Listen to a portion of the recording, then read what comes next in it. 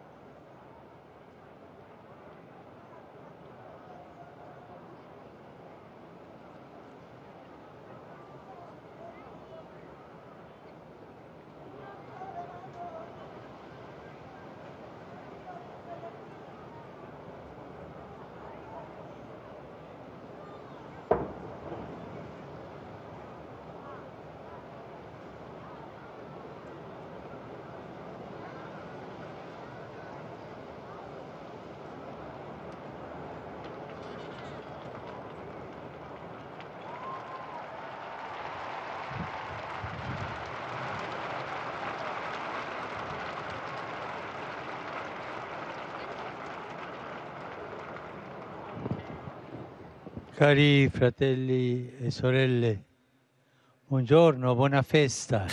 Bonne fête, chers frères et sœurs. Aujourd'hui, nous contemplons la beauté de Marie Immaculée.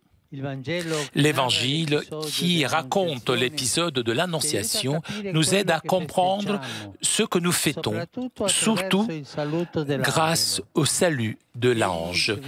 Il s'adresse à Marie avec un mot qui n'est pas facile à traduire, qui signifie « comblée de grâce », créée par la grâce, pleine de grâce.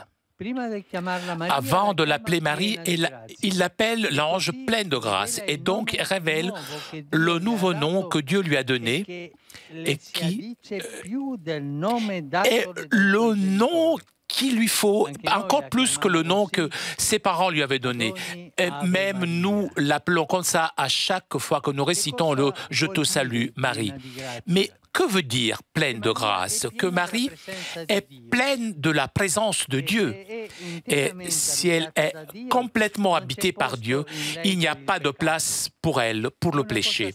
C'est une chose extraordinaire, puisque le monde entier, malheureusement, est contaminé par le mal. Chacun d'entre nous, en se regardant à l'intérieur, voit des côtés obscurs. Même les saints les plus grands étaient des pécheurs. Et toutes les réalités, même les plus belles, sont tachées, touchées par le mal. Tous sauf Marie. Elle est l'unique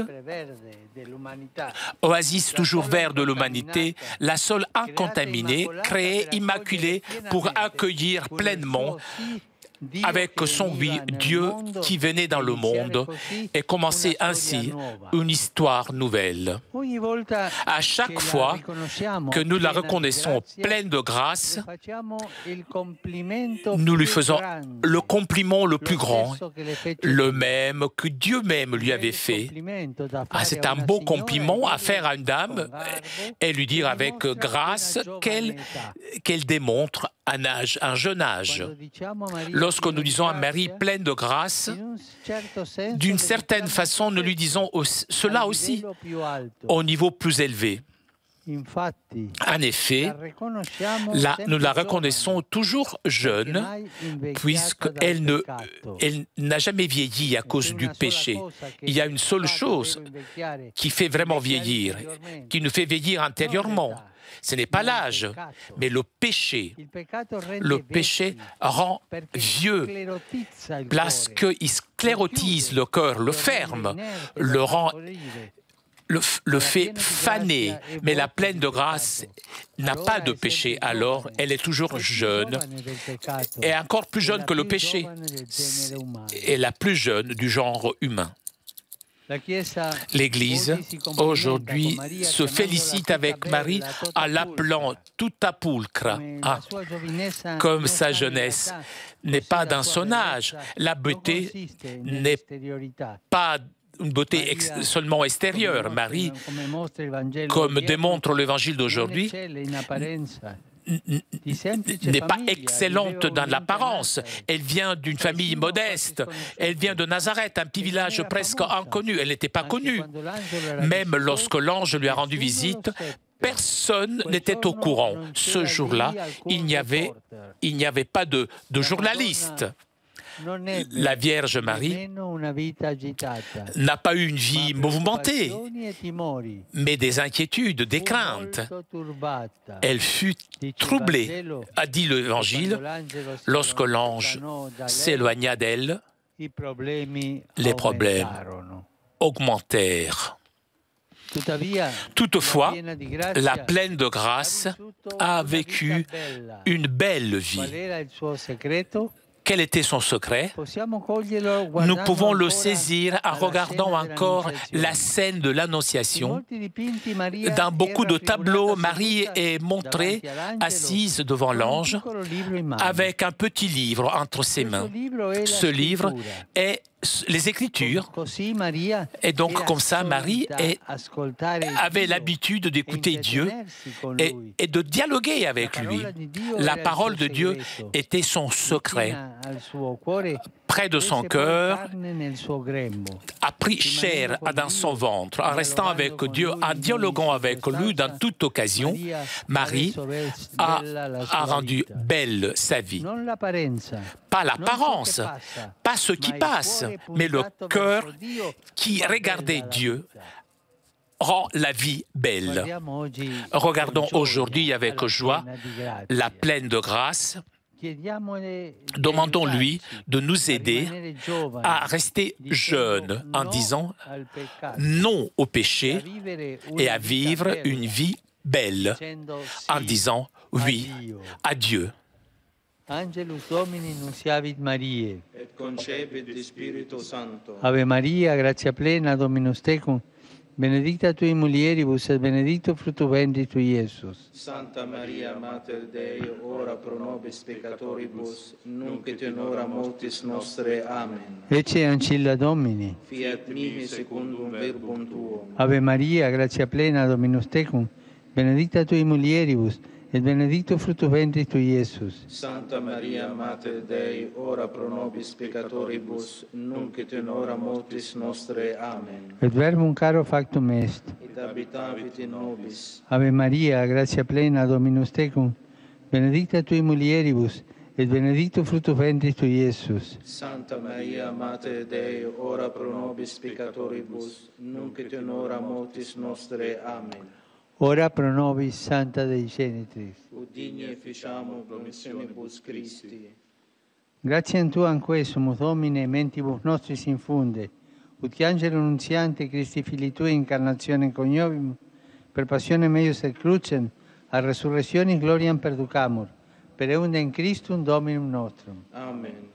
Gloria Patri et Filio et Spiritui Sancto. Sic ut erat in principio et nunc et semper et in saecula saeculorum. Amen. Gloria Patri et Filio et Spiritui Sancto. Sic ut erat in principio et nunc et semper et in saecula saeculorum. Amen. Gloria Patri et Filio et Spiritui Sancto. Sic ut erat in principio et nunc et semper et in saecula saeculorum. Amen. Pro fidelibus defunctis, requiem aeternam dona eis Domine. Et lux perpetua lucet eis. Requiescant in pace. Amen. Sit nomen Domini benedictum. Ex nunc nunquam et usque in saeculum. Aiutorium nostrum in nomine Domini. Qui fecit caelum et terram. Benedicat vos, omnipotens Deus, Pater, et Filius, et Spiritus Sanctus. Amen.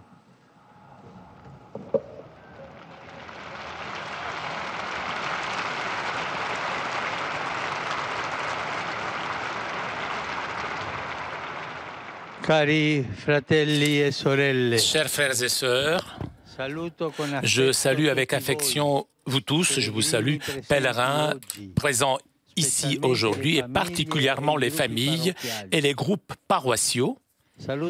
Je salue la confrérie et les athlètes de Rocca di Papa, les étudiants des écoles salésiennes de Milan.